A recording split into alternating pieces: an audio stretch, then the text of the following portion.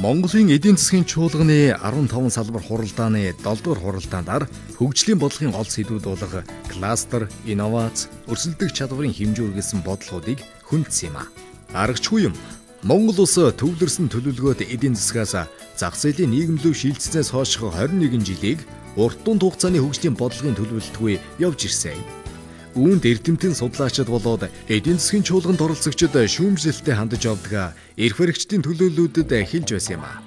Хуралдаанд төрийг төлөөлж хүнсгүүд аж ахуй хөнгөн үйлдвэрийн дэд сайд Зол Жаргал, гадаад харилцааны сайд Замдан Шатар, оюуны өмчийн газрын дарга Сарна нар байлцлаа.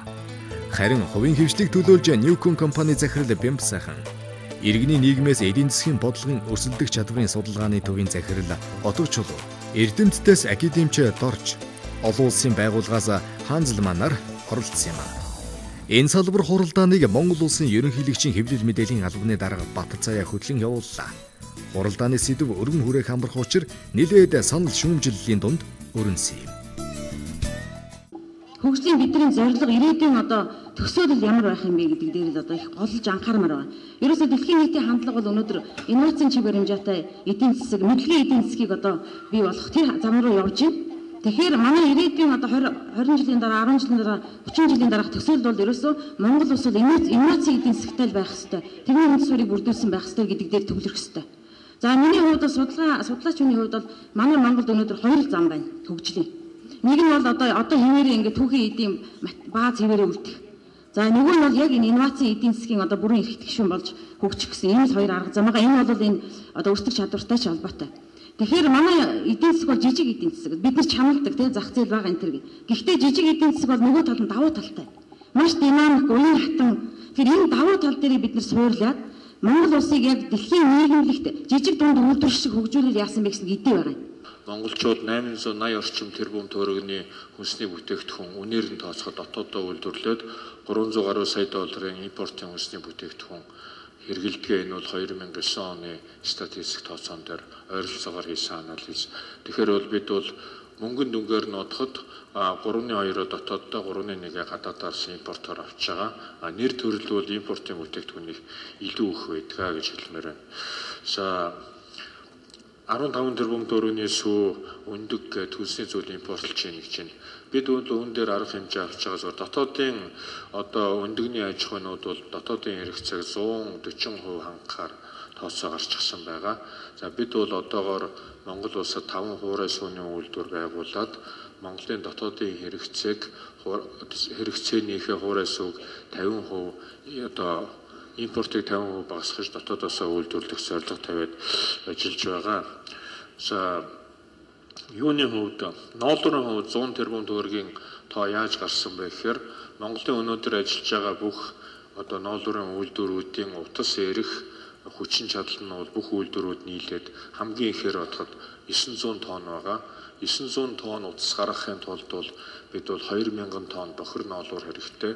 Тэгэхээр өнөөдрийн Монголын бүх үйлдвэрүүдийг бүрэн хүчин чадлаар нь ажилуулахын тулд бид эхний ээлжинд 2000 тонн бохир ноолуур худалдаж авах мөнгийг эргэлтийн хөрөнгийн шийдвэрлэж өгөө гэсэн үүднээс эхний ээлжинд ажиллаж байгаа. Ер нь бүр хийгдээд туршигдсан дэлхийн зах зээл дээр бүтээгдээд худалдаалагдсан тийм нано технологи тэдний тухайд ярих хэрэгтэй болов уу гэж бодож байна. Тэр эрдэмтэд чинь гадна хаягдчихад байгаа юм биш үү? Жишээ нь Монгол эрдэмтэд нь нано бордоо зохиоцсон явж байна. Тэр эрдэмтэд манайхан дэмжихгүй тэгэхээр гадаад гараад тэрийг үйлдвэрлэл гадаадын зах зээлд худалдаалж шүү дээ. Монгол нано технологи даваа зохиоцсон эмэгтэй явж л шүү дээ.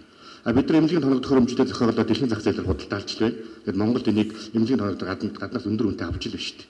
Тийм учраас ийм тодорхой хийцэн, бүтээгдсэн чаддаг энергичтэйг л дэмжиж л да. Эхний удаа. Түүнээс бол ингэж бодож чинь, тэгэж бодож чинь амгалан тавин байцгаа бид нар судалж ийн гэсэн хариултад яриха болио. Бид 20 жил ярьсан шүү дээ. Гаднаас ирж байгаа маш өргөн том айрам худалдаа авагч, үйлчлүүлэгчдийн айрам ирэх гэдэг шүү дээ. Тэгэхээр чинь бид нар нэгэнд орсоо сэтгэлгээний хувьд илүү гарцсан бол энэ хилээ хурдан нэгээд нээлттэй эдийн засаг гэдгээ зоригтойгоор хэмээр байх юм.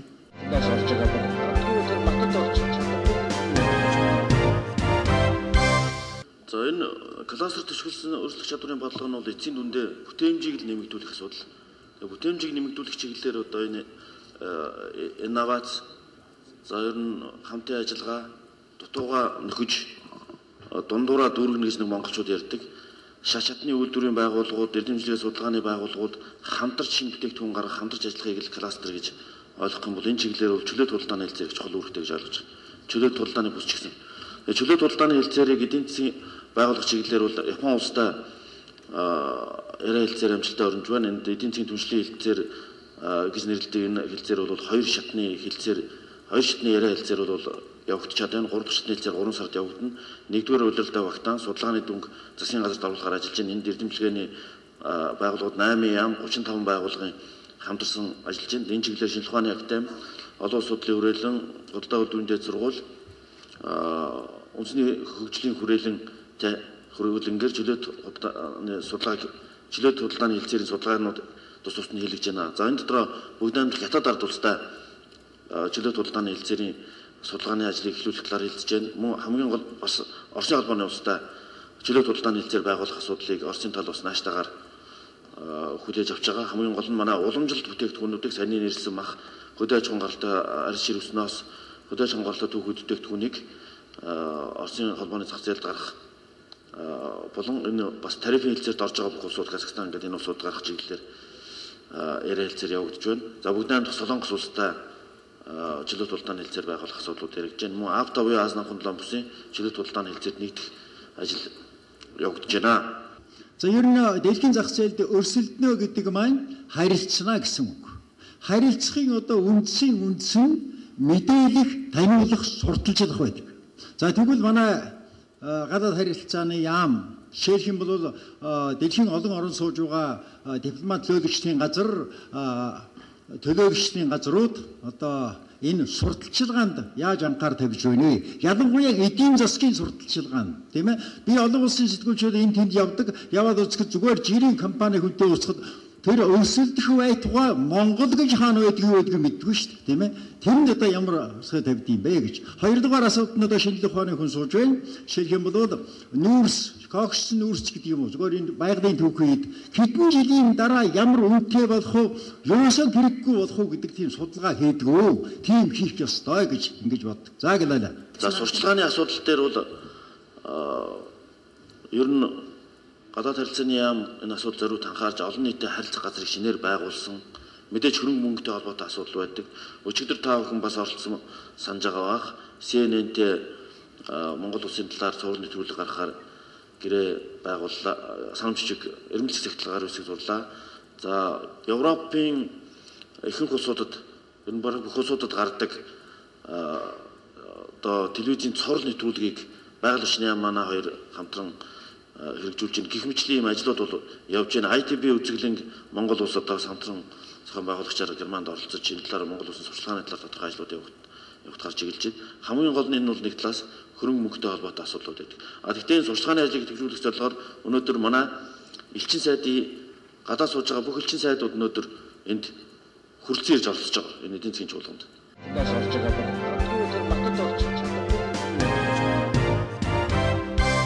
маш тодорхой төслийн талаар асуумаар байна. Тэр нь болохоор Сайншанд аж үйлдвэрийн парк. Тэгэхээр 2009 онд Boston Consulting Group яг Монголд кластер ямар байж болох юм бэ гэдэг судалгаа хийсэн байгаа. Тэр нь болохоор яг Сайншанд одоо уул уурхайн бүтээгдэхүүнийг харьцангуй давуу тал болох уул уурхайн бүтээгдэхүүнийг өрсөлдөөц болохоор ийм төслийн яг концептыг гаргаж өгсөн байгаа. Тэгээд тэрний дараагаар бол яг Worley Parsons тис ондоо шал өөр тийм судалгаа хийсэн байгаа. Тэгэхээр яг энэ төслийг хэрэгжүүлэх хүрээнд улсын хурлаас парламентын хэмжээнд хэд хэдэн тогтоолууд гарсан байгаа. Дээрээс нь засгийн газрын тогтоолууд байгаа. Тэгэхээр хэрэгжилтийн хувьд бол галт тэрэг нь ерөөсөө явцсан гэсэн. Тэгэхээр яг энэ төсөл дээр өрсөлдөх чадвар судалгааны төв ямар байр суурьтай байна, хэр мэдээлэлтэй байна. Тэгэхээр өрсөлдөх чадвар бол өөрөө маш хөргөн хүрээтэй ойлголт. Их амаргүй ойлгоход хэцүү, судлахад хэцүү 300 хэдэн үзүүлэлтээр маш олон оронтой харьцуулж үзүүлдэг. Энэ бол нэг өдрийн дотор үр дүн гарчих юм асуудал биш байгаа. Зүгээр өрсөлдөх чадвар гэж яг юу юм бэ гэдгийг ойлгодог талаар бол 2030-аад албан ёсны тодорхойлолт бий. Уг нь би энэ номыг тарайчи гэж утсан боловч одоо хэвлэлийн шалтгаанаас хамаарат амжсангүй. Гэхдээ энийг бол өнөө маргааштай багтаад тараачна. Энэ номын сүүл хэсэгт бол өрсөлдөх чадвар гэж юу вэ гэдгийг хэлсэн баг. Завраг 50 юу тодорхойлолт бий. Тэгэхээр энэ бол та бүхний өөрсдийн сонголтын асуудал юм а. Зүгээр би хувьдаа юу гэж боддог гэхээр компаниуд мань хэр өрсөлдөх чадвартай байна. Компаниуд дэмжиж байгаа тэр төр маань тэр компаниудаа үйлчлэгээ яаж үзүүлж чадчихна гэдгээрээ бусад улс орнуудтай харьцуулах ингэх замаар компаниуд нь ашигтай үндэстэн өөрөө одоо тийм баялагт хүрэхтэй тэр боломжийг одоо олж харж байгаа, хэлцэж чадж байгаа, бодлого боловсруулж байгаа энэ чадрыг бол ерөнхийд нөрслөх чадвар гэж ойлгож байгаа. Кластерын үед бол маш олон тодорхойлолт байгаа. Зүгээр энгийн жишээ хэлэхэд ихэнх хүмүүс бол Nokia-гаар жишээ авдаг. Nokia гэдэг нэг том компани бол тэр улстай байгаа жижиг дунд үйлдвэрүүдэд нэг юм баялагын гинжин хэлхэнд оруулаад дунд одоо жижиг дунд үйлдвэрүүд нь хоорондоо өрсөлдөх биш. Нэгдээд гадаа зах зээлд өрсөлдөг. Одоо Монголд хамгийн том жишээ бол ноос ноолрын салбар дээр нь хоорондоо өрсөлдөд байдаг нэгдсэн бодлого байдгүй. За Саншандын ерөнхий судалгааг бол Boston Group-ээр хийлгэсэн засгийн газар. Тэнд дотор бол маш олон үйлдвэрүүдийн байгаа өөр хоорондоо уялдаа холбоотой гангийн коксын ч гэдэг юм уу. Тэгтэл тэрний яг техник эдийн засгийн үндслийг бол боловсруулах асуудал, тэрний үр ашигын асуудал, одоо гангийн үйлдвэрлэл, нэмэн үрдэх шингэсэн бүтээгдэхүүний маань үйлдвэрлэлийн үр ашигын асуудал бол ямар байх гэдэг асуудал одоо наривсан судалгааныхаа шатанд явж байна гэж болж байна. Саншандын аж үйлдвэрийн парк, төмөр замын бодлого бол бүгд энэ кластертай мэдээж тодорхой хэмжээгээр уялдаж Boston Group-ээр боловсрогдсон байгаамаа.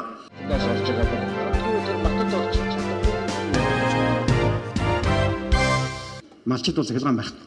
Зүгээр нэг нарны цагаар нэг гэрэл шийдэ асаахаас өөр байхгүй байж шít.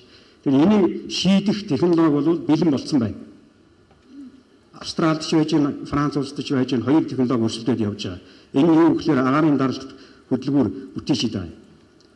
Энэ хайцангуй хямдхан технологи юм лээ. Бөөнөр үйлдвэрлээд эхлэхээр $500 болно гэж байгаа нэг мотор.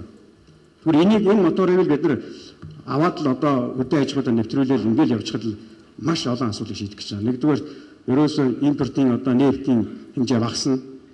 Малчид бол одоо хямд тээврийн хэрэгсэлтэй болно. Малчид бол цахилгааны их хэмжээгээр үйлдвэрлэх боломжтой болно. Монгол үндсэндээ 3 схемтэй юм хийх ёстой юм шиг байгаа. Эхлээд нэг логистикийн нэг том бүтэд үтс, дараа нь нэг үйлдвэрлэл, дараа нь буцаад нэг үйлдвэрлэлээсээ гараад буцаад явдаг логистикийн дэд үтс. Тэр логистикийн дэд үтс нь зарим нь гадагшаа чиглэсэн, зарим нь дотоодынхаа зах зээл рүү чиглэсэн ийм юмыг зохион байгуулах хэрэгтэй юм шиг байгаа. Тэгэхээр бол Монголын өнөөдөр үйлдвэрлэл, Монголын бас эдийн засгийн амьдралд хамгийн том нэн тэргүүн шийдэх ёстой асуудал бол дотоодын логистик сүлжээний асуудал. Энийг төр бодлогоос салгаад тавьсан учраас чинжүүд нэртэй улсууд өөрхий бор зүрхээр хийгээд ад үзэгдээд явагддаг. Энийг бол ямар юм эдийн засагт ямар хор уршиг авчрах гэж байгаад нь урчиж мэдрэхийн аргагүй одоо ил задгаагаар нь хаягдсан байгаа. Тэгэхээр төр хувийн хвшлийн хамтын ажиллагааны үр дүнд энэ Монголын дотоодын логистикийн сүлжээний асуудлаа бид нэг тийш нь зохицлох ёстой гэж боддог. Салхин парк барыг гэж одоо бодоход бол дор хаяад суур судалгаа гэдэг юм дээр нь 3 жил судалгаа хийдэг. Тэгсний үндсэн дээр л одоо өнөөдөр тэн дээр салхин парк барих уугүй гэдгээ шийднэ. Тэгээд дээр нь бол эн чинь одоо өндөр хэмжээний хөрөнгө оруулалт. Энэ жил бол жишээл Newcom Group бол одоо энэ салхин паркын төсөлд бол 110 тэрбум төгрөгийн одоо хөрөнгө оруулалт хийгээд энэ бүтээн байгуулалтыг Монгол улсад одоо бий болгож шүү дээ. Тэгээ энэ чинь бол одоо зүгээр одоо ингээд хөрөнгө гаргаад барьчихна гэж байхгүй.